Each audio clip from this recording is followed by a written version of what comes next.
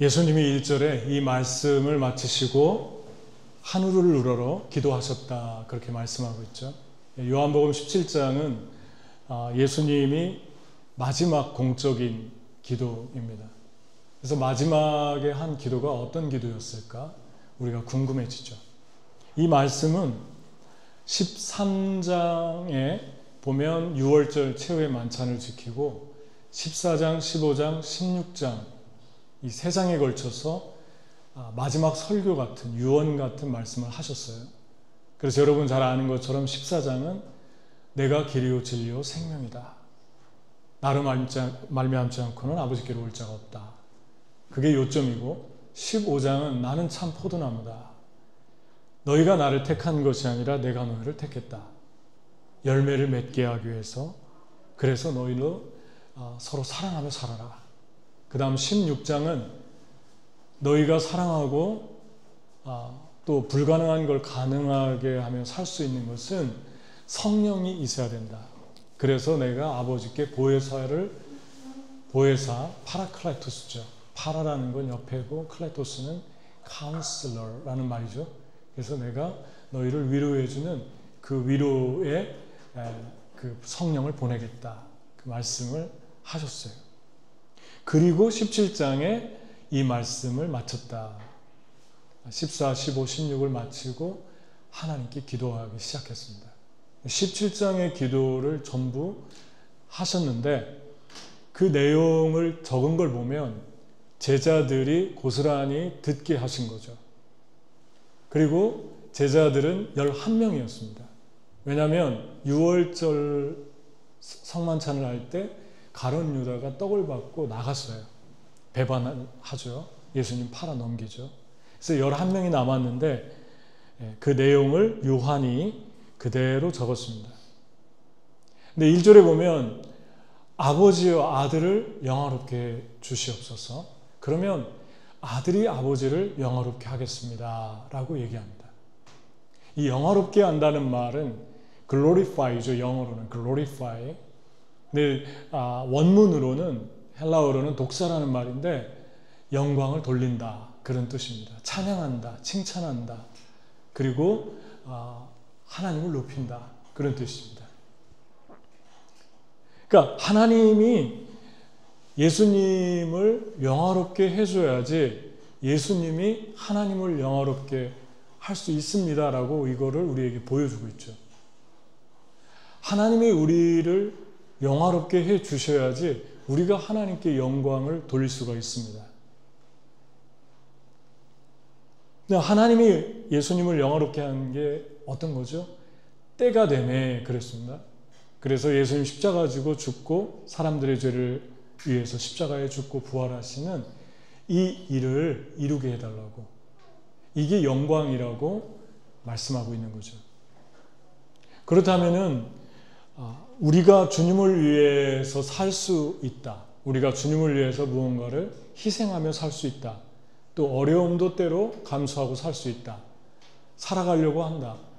영광을 입은 거죠. 하나님이 우리에게 영광을 주신 것입니다. 하나님이 영광을 주지 않으면 이런 마음을 가질 수조차도 없습니다. 그러면 하나님이 우리를 영화롭게 할 때 좀 더 구체적으로 어떤 일들이 일어나는가, 그 다음 기도에 나와 있습니다. 하나님이 우리에게 글로리를 주실 때, 글로리파이 시킬 때. 그래서 1절에 보면 예수님이 가장 먼저 기도할 때 하늘을 우러러, 그러니까 실제 몸으로 눈을 열어서 하늘을 바라보죠. 눈을 뜨고 고개를 하늘로 향하고 하늘을 보면서 하나님께 기도하기 시작합니다. 하늘을 봤다는 것은 하나님이 하늘에 계시다는 거죠.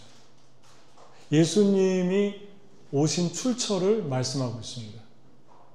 우리가 어느 쪽을 바라본다는 것은 거기에 무엇이 있기 때문에 바라보는 거죠. 땅을 바라볼 수도 있었고 산을 바라볼 수도 있었고 옆에를 바라볼 수 있었는데 하늘을 바라봤다는 것은 하나님이 하늘에 계시다는 것입니다. 우리가 보이는 첫 번째 하늘 말고 그 그 너머에 주님의 천국이 있다는 걸 우리에게 보여줍니다. 어딘가에 있는 거죠. 근데 위쪽입니다. 위쪽. 예수님 세례받을 때 비둘기같이 성령이 내려오셨죠. 하늘에서.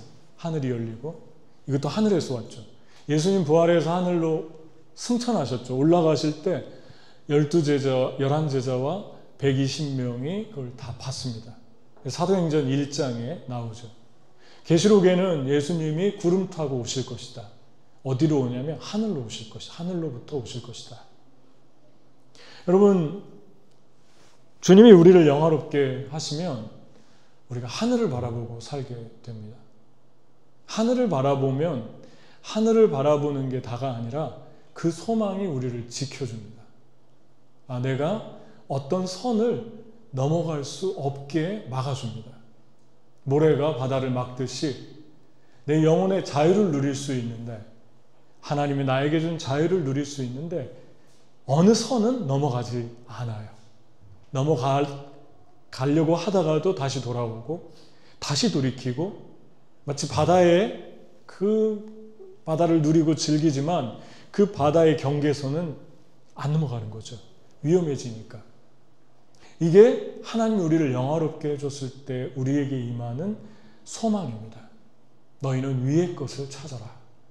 천국을 계속 소망하면서 언젠간 아버지 집으로 나는 돌아갈 거야.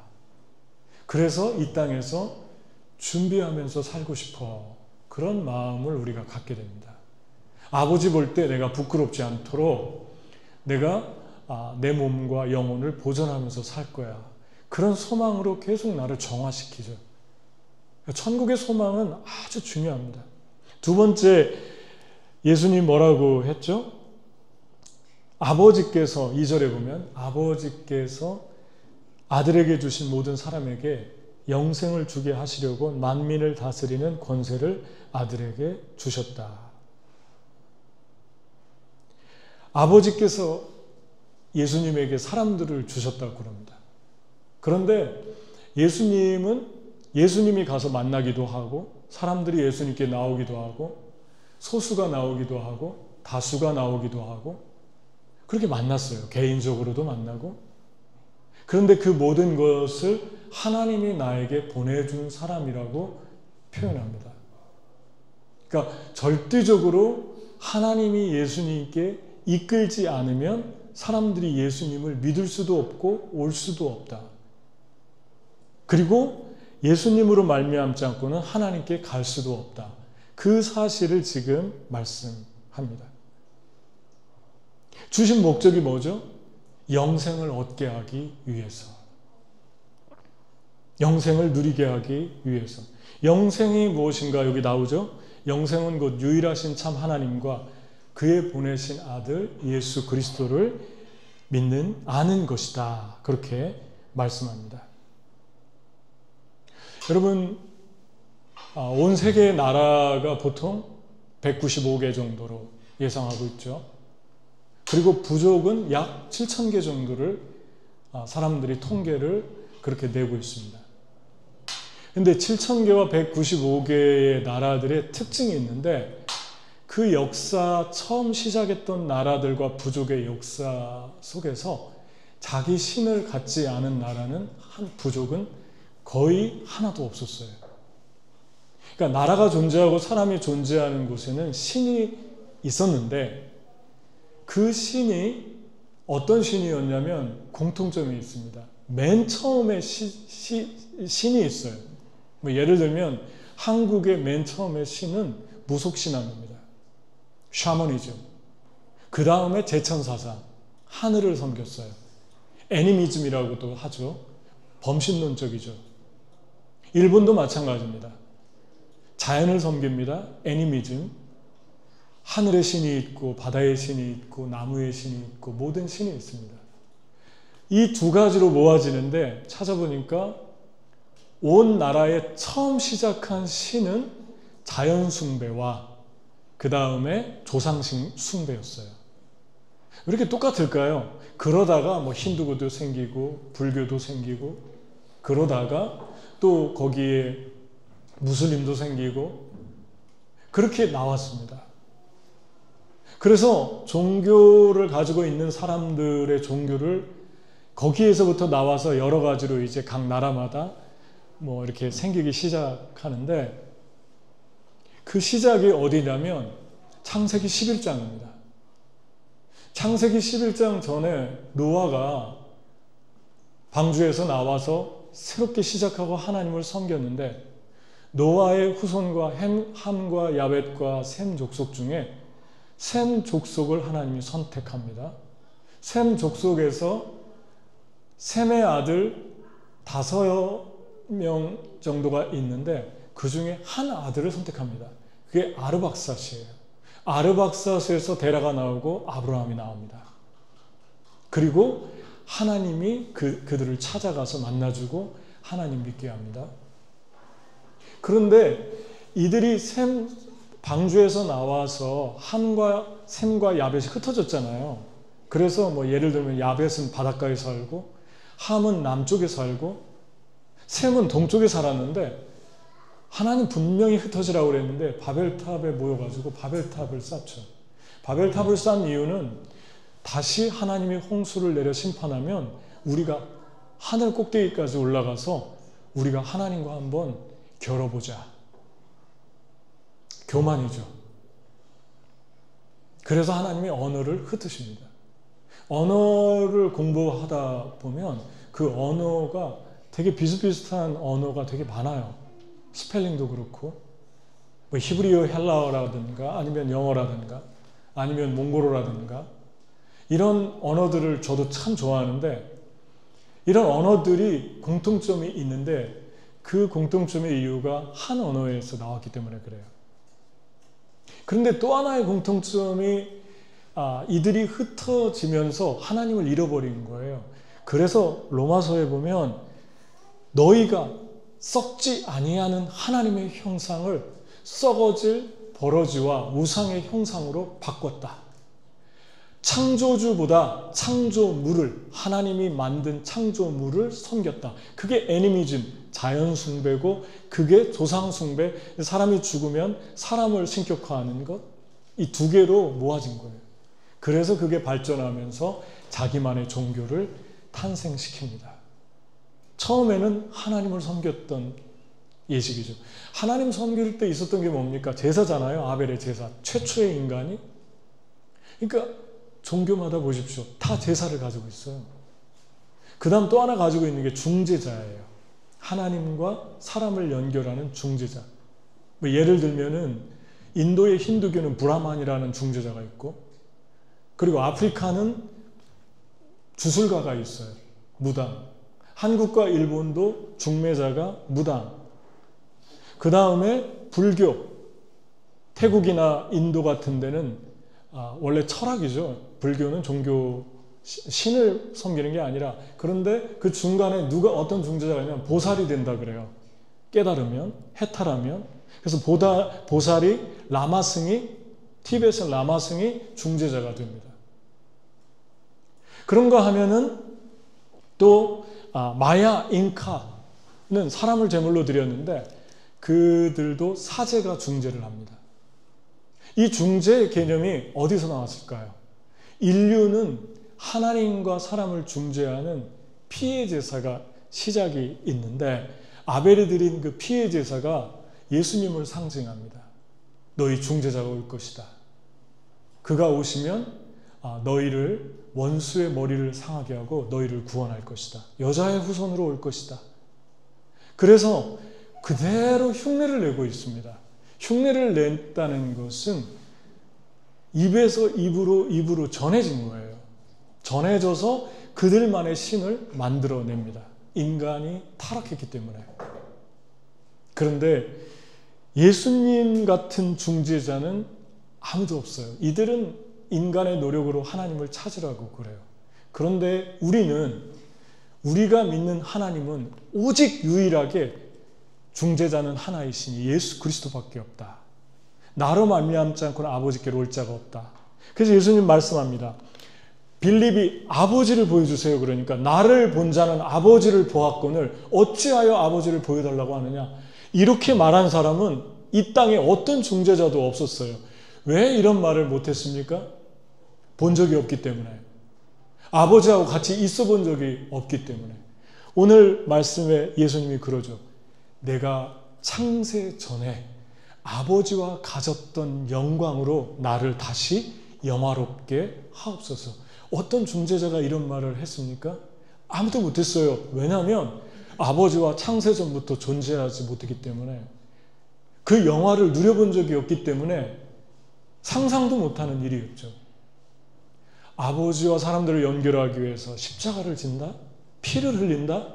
어떤 중재자도 이런 일을 이룬 중재자는 이 땅에 존재하지 않습니다. 오직 예수 그리스도, 하나님의 아들. 그분이 이 땅에 오셔서 중재합니다. 그리고 성령을 보내시겠다. 이런 말 한 분은 아무도 없어요. 누가 감히 성령이 있는 것 자체를 존재조차도 모르는데 어떤 중재자가 종교에서 성령을 보내겠다고 그럽니까? 네 힘으로, 네 노력으로, 너의 깨달음으로 너의 돌을 닦아서 하나님을 만나라, 하나님같이 되라. 이게 종교 모든 공통점이죠. 근데 오직 하나만, 예수 그리스도를 믿는 그리스도인만 반대로 얘기합니다. 너는 할 수 없으니까, 너는 하나님께 갈 수 없으니까 내가 너희들에게 나의 아들을 보낸다. 그리고 너와 나의 갈라진 틈에 다리를 놓게 한다.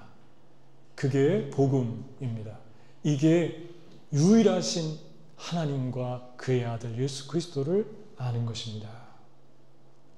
다시 말하면 하나님이 우리에게 영광을 주시면 우리가 사람들이 영생을 얻는 통로로 그렇게 살아간다는 것입니다. 예수님의 마지막 기도의 첫 번째 관심은 영생이었어요. 주제가.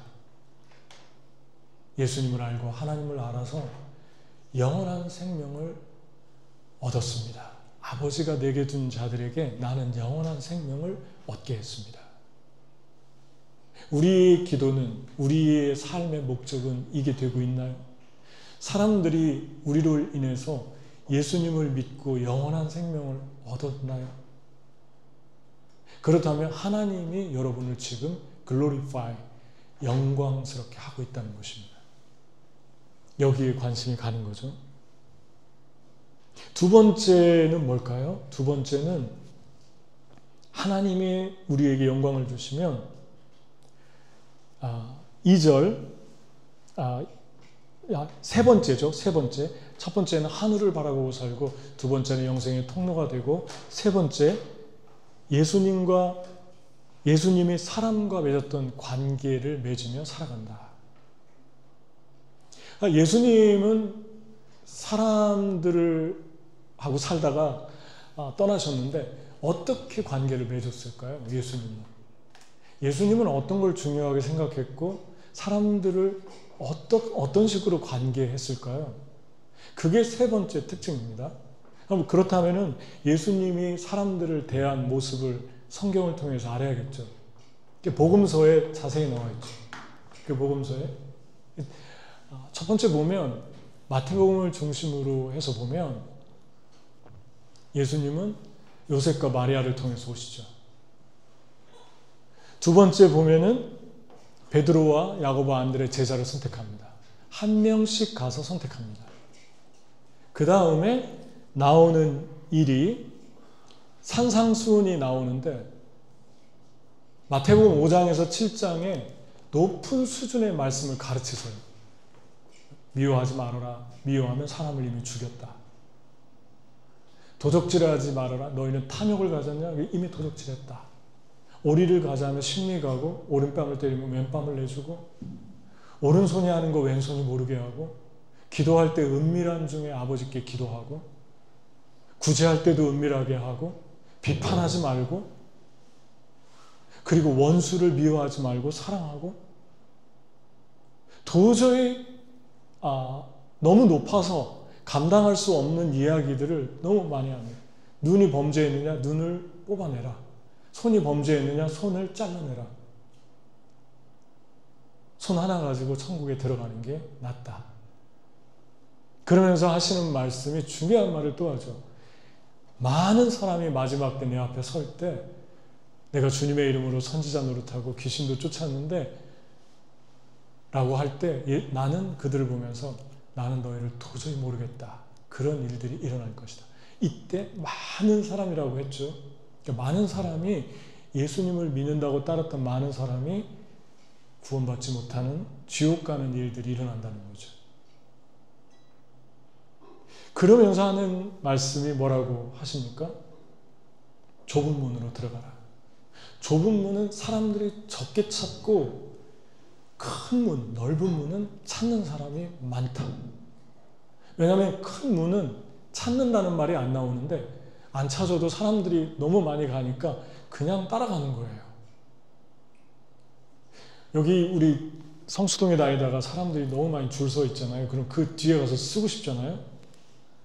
아무것도 안 사는데 왠지 서야 될 것 같은, 가끔 그럴 때가 있어요. 나도 저기 가서 서야 되나? 오늘도 쓰고 싶었어요. 너무 앞에 나는 우리 교회에 줄 쓴 줄 알았어요. 너무 서가지고 너무 길어가지고 깜짝 놀랐어요. 그런데 그런 데는 너무 잘 보여서 그냥 가서 쓰면 돼요. 그런데 작은 문은 보이지 않는다고 그래요. 다시 말하면 많은 사람들이 하나님이 기뻐하는 길, 하나님이 원하시는 삶은 찾아야만 찾을 수 있게 문이 작다. 큰 문은 찾는다는 동사가 나오잖아요. find라는 말이 나오잖아요. 그러니까 여러분, 우리 주님께서 그리고 나서 또 개인적으로 만나죠. 베드로 장로, 백부장, 문둥병자, 소경, 그리고 혈루증 걸린 사람.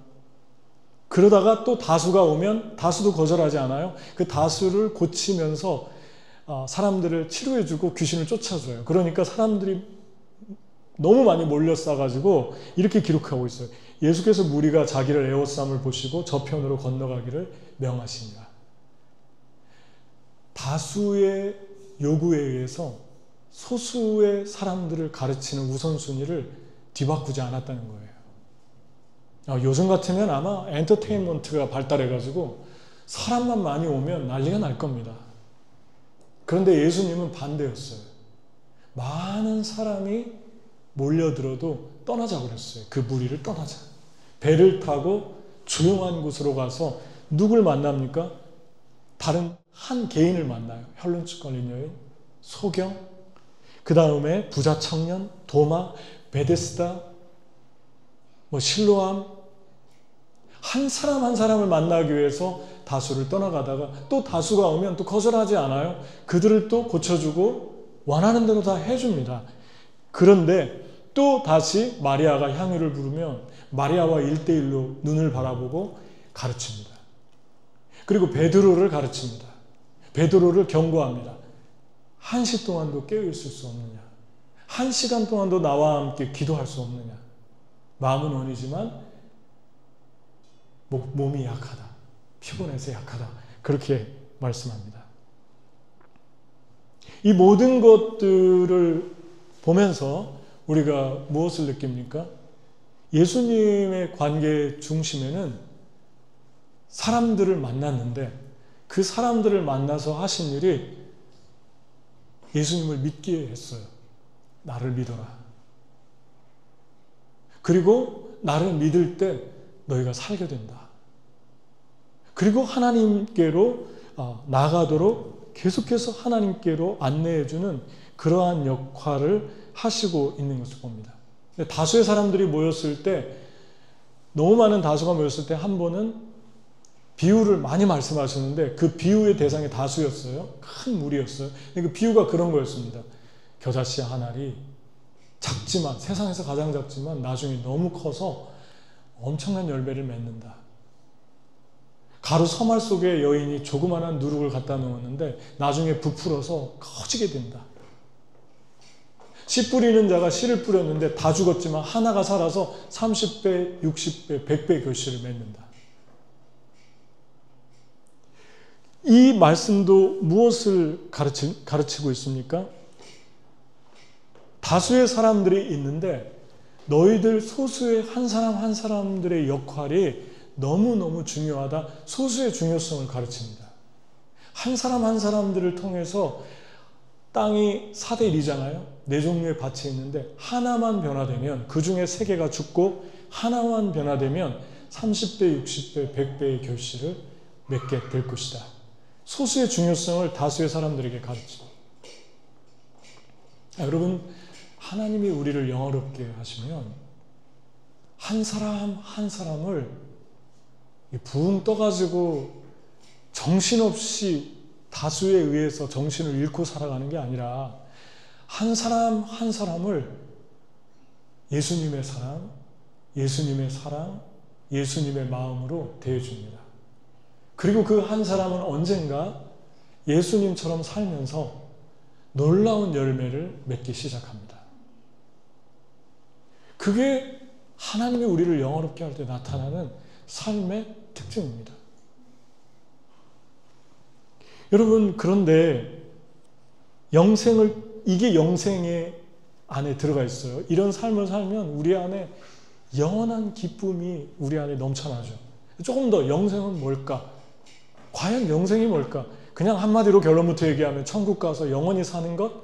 근데 이 땅에서도 영생이라고 그랬잖아요. 나는 너희가 이 땅에서 영원한 삶을 누리기를 원한다. 내 생수를 마시기를 원한다.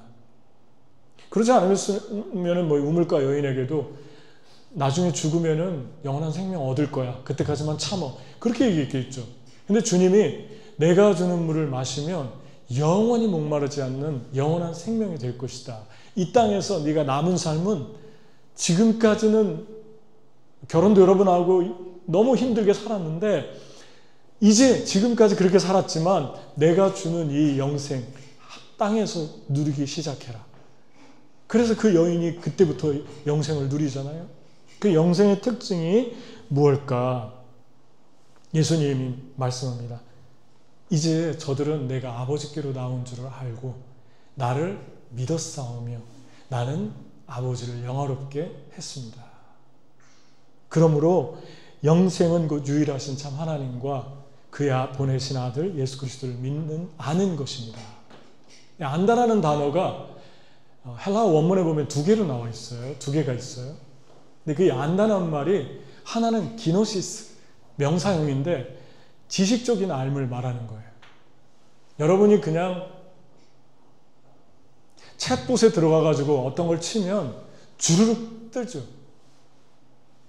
이 챗봇은 그냥 수학적인 연산이나 데이터 프로그래밍 돼가지고 주는 정보를 줄 뿐이지 할 수 없는 게 중요한 거 하나를 할 수 없죠. 창조를 못하고 하나님으로부터 영감을 받지 못합니다. 성령의 기름 부음을 받을 수가 없어요. 그냥 기계예요. 그런데 이것을 우리는 기노시스, 지식이라고 그럽니다. 지금은 여러분이 어떤 지식을 알고 싶으면 단 몇 초 사이, 몇 분 사이로 체득할 수 있어요. 지식이 그냥 평준화됐어요. 지금은 지식의 싸움이 아니라 그 지식을 가지고 인사이트를 만들어내고 인스퍼레이션을 만들어내는 영감의 창조력의 싸움의 시대를 살아가고 있어요. 왜냐하면 지식은 다 똑같아져 있어요. 이제 어마어마한 지식의 양들을 제공하고 있어요. 그리고 분별을 하면서 내 것을 만들어야 되는데 내가 누구냐가 중요하죠. 근데 기노스코, 지식은 사람을 교만하게 하나 덕은 사람을 세운다. 지식은 교만하게 하며 사랑은 덕을 세운다. 여기서 말하는 지식이 바로 이런 지식입니다. 기노시스. 학문적인 지식, 이론적인 지식. 근데 주님이 영생은 유일하신 참 하나님과 그의 보내신 예수 그리스도를 아는 것입니다 했을 때는 기노스코, 체험을 말합니다. experience. 그리고 교제를 말합니다. communion, fellowship. 하나님과 나와 깊은 교제를 통해서 알아가는 거예요. 여러분이 저를 안다라고 했을 때 2종류가 있죠. 다른 사람의 말을 통해서 아는 거와 제가 쓴 책을 통해서 아는 거와 또 하나는 저와 밥을 먹고 여행을 하고 더 조금 들어가면 함께 시간을 보내고 그리고 함께 전도여행을 가고 함께 심하면 잠도 자고 여기도 잠을 잔 분도 계시네요. 우리 형제들 중에 같이 같은 방에서. 이게 우리가 아는 거죠. 서로 알아가는 거죠. 저에 대해서 어떻게 알고 있습니까? 저는 여러분에 대해서, 여러분은 여러분에 대해서 어떻게 알고 있습니까? 지식으로 알고 있습니까? 경험으로 알고 있습니까? 영생이 오는 통로는 경험을 통해서 우리에게 주어집니다. 하나님을 맛보아 알으라 그래요. 맛을 본다는 것은 지식이 아닙니다. 이론이 아니에요. 실제 내가 경험한 것을 말합니다.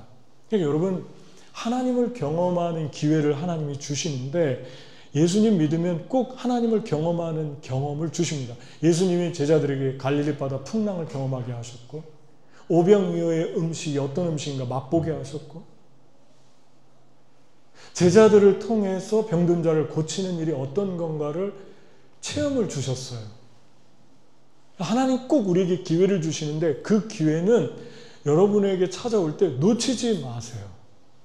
시편의 기자가 시편 8편에 여호와 우리 주여 주의 이름으로 지으신 온 땅이 어찌 그리 아름다운지요. 내가 주의 하늘과 주의 하늘의 별들을 보니 인자가 무엇이간데 주께서 저를 생각하시. 내가 누구간데 이렇게 저를 생각합니까? 자연을 보면서 하나님을 만났고 하나님을 느끼면서 하나님이 나를 향한 사랑, 이 세상 사람들을 향한 사랑을 본 거예요. 제가 전에 얘기했죠. 온두라스 깊은 산속에 거의 4시간, 5시간을 가서 내려가지고 또 걸어서 또 오토바이를 타고 그렇게 7시간 들어간 정글 속에서 사역을 하고 돌아오는데 구팅에 그 조그만한 남미분들이 얼굴이 까맣게 타가지고 모여서 서로 아침 담화를 나누면서 일을 하려고 모여 있어요. 지구상에서 잊혀진 것 같은 사람들이. 근데 그때 주님이 저에게 준 생각이 내가 저들에게도 태양을 준 하나님이다. 내가 저들에게도 똑같이 비를 주고 있다. 내가 저들에게도 일용할 양식을 주고 있다. 저들이 일하면 내가 곡식을 주고 있다. 주님의 사랑이 동일하게 그들에게 임하고 있는 것을 말씀해 줬어요. 하나님 이 시간에 이 돈을 들여서 여기까지 와서 이렇게 깊은 산속에 이런 정글에서 우리가 이렇게 있다 가는 게 의미가 있을까요? 라고 하는 질문을 할 수밖에 없는 상황이었어요.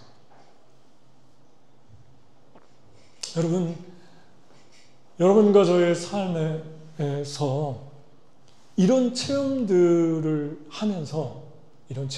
하면서 무엇을 만납니까? 우리 영혼에 하나님을 알게 되는 거예요. 하나님의 평안, 하나님의 사랑, 하나님의 긍휼이 내 안에 부어집니다. 이 체험한 것은 제가 만들어낸 게 아니잖아요. 지금 얘기하는 것은 만들어낸 게 아니잖아요. 실제 있었던 일이잖아요. 하나님을 만나고 하나님의 말씀을 들은 거잖아요. 그것은 평생 동안 내 안에서 평안을 주고 사랑을 주고 긍휼을 주고 다른 사람을 살리는 통로가 되게 하는 능력으로 계속해서 역사합니다. 그러니까 하나님이 체험을 줄 때 그 기회들을 놓치지 마세요. 주님이 지나가시면 혈루증 걸린 여인처럼 보고만 있지 말고 주님의 옷을 만지세요. 보는 사람들이 너무 많았는데 만진 사람은 딱 한 명이었잖아요. 여인 하나였잖아요. 그게 체험입니다. 내가 한번 만져보겠다.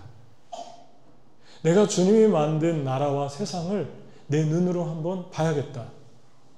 그리고 가서 그 나라 사람들을 보고 그 나라 사람들을 섬겨보겠다. 라고 할 때 주님이 어떤 체험을 우리에게 주시는가.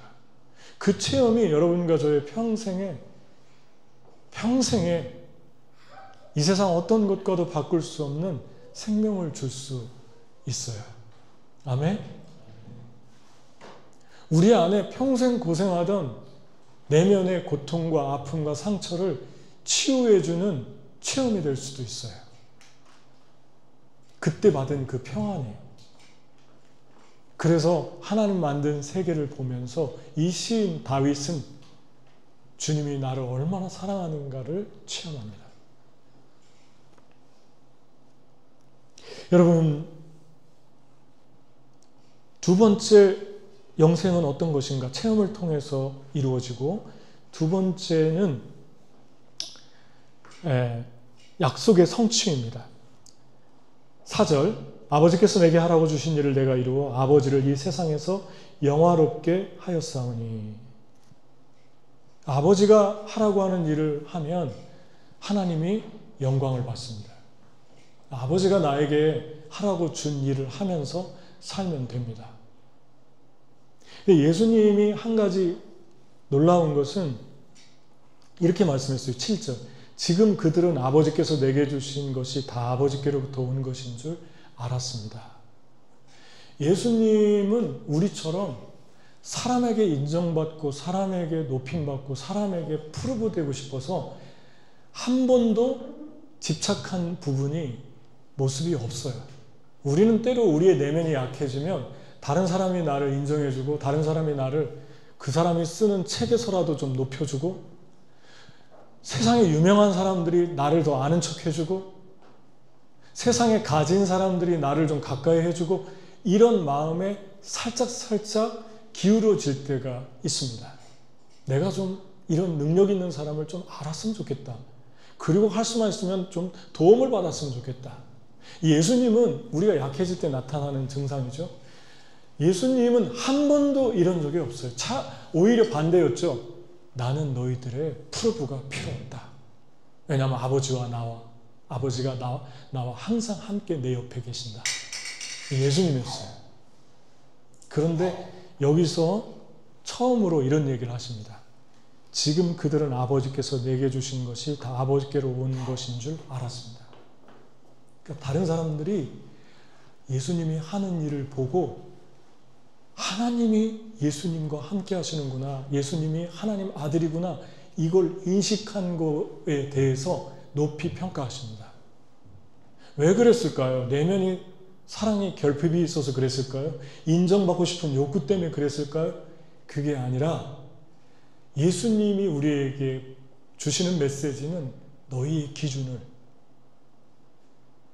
이 세상에 가치를 두는 사람들의 너희를 칭찬하는 것에 너희의 기준을 두지 말고 영적인 사람, 하나님의 사람, 진리가 그 내면 안에 거하는 사람들이 너의 하는 일을 보고 한눈에 알아볼 수 있는 영적인 일이다, 하나님이 함께 하시는 일이다 라고 알아볼 수 있는 그 기준에 두고 살아라 말씀합니다. 여러분, 잠언서에 이런 말씀이 있어요. 20장 27절, 사람의 영혼은 여호와의 등불이라. 그러므로 사람의 영혼은 사람의 깊은 것까지도 살피느니라. 무슨 말인가 아시겠죠? 여러분과 저희 안에 하나님이 영혼을 넣어주셨어요. 영혼이 말씀으로 살아나잖아요.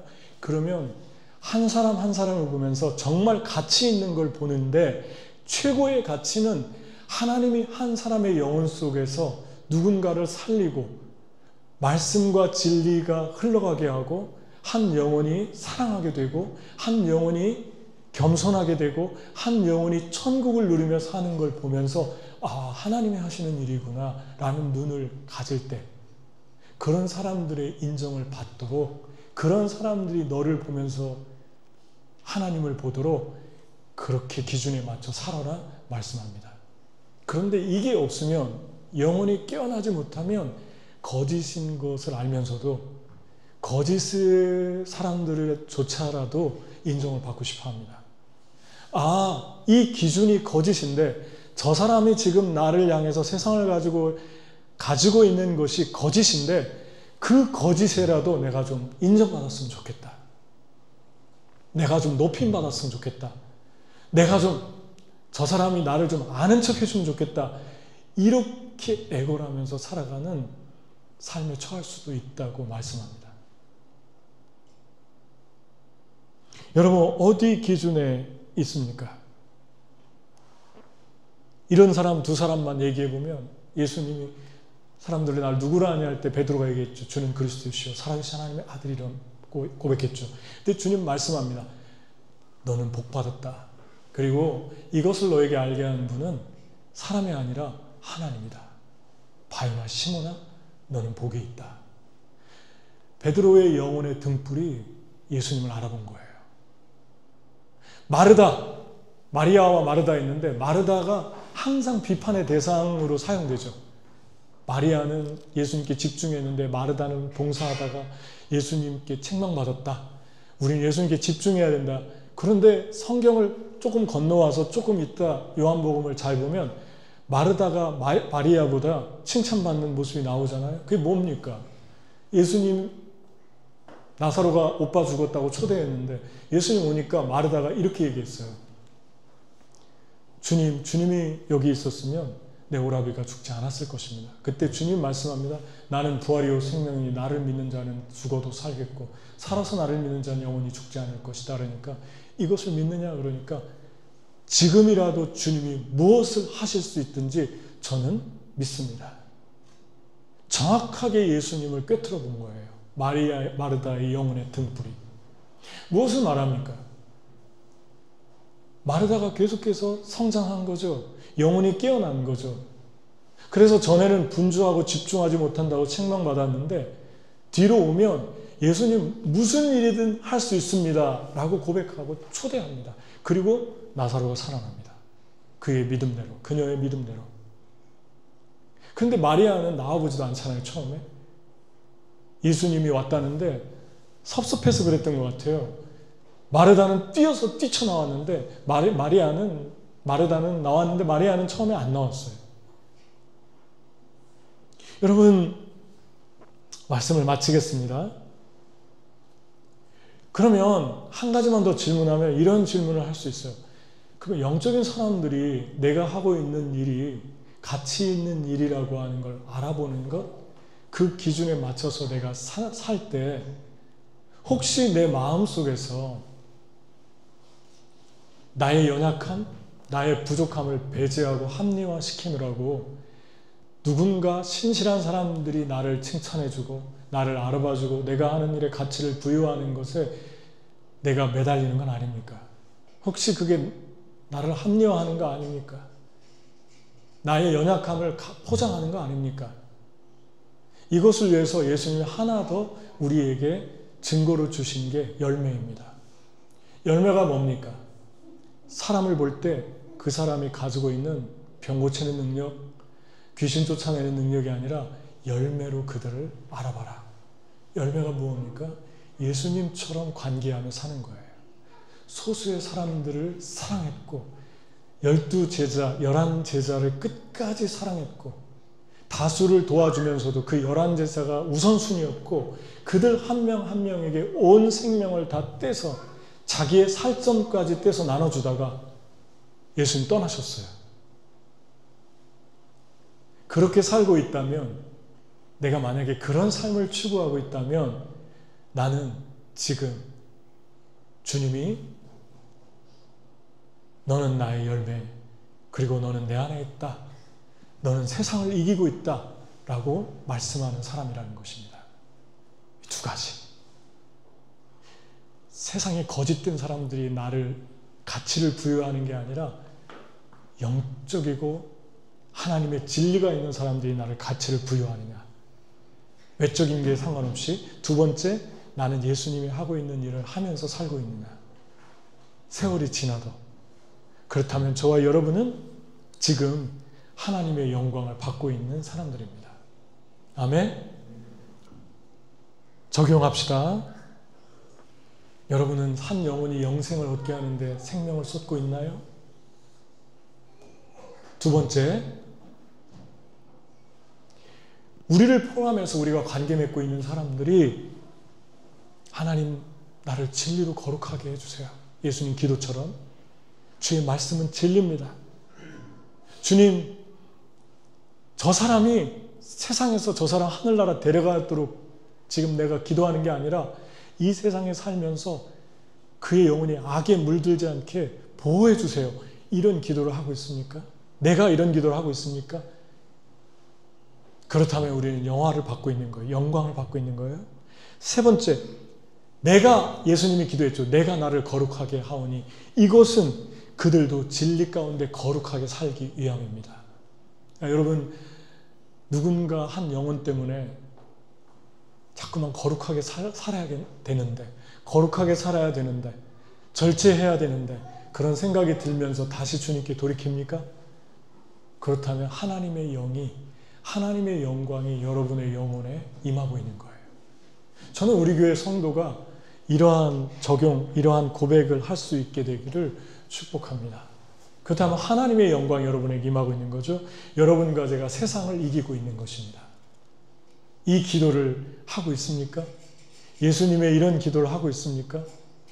우리 기도하고 좀 다르지 않나요? 예수님의 기도가 영생, 거룩, 하나님 영화롭게 하는 것, 그리고 세상에서 데려가지 말고 세상을 이기게 해달라는 것, 세상의 악에 빠지지 않게 해달라는 것, 같이 기도하겠습니다.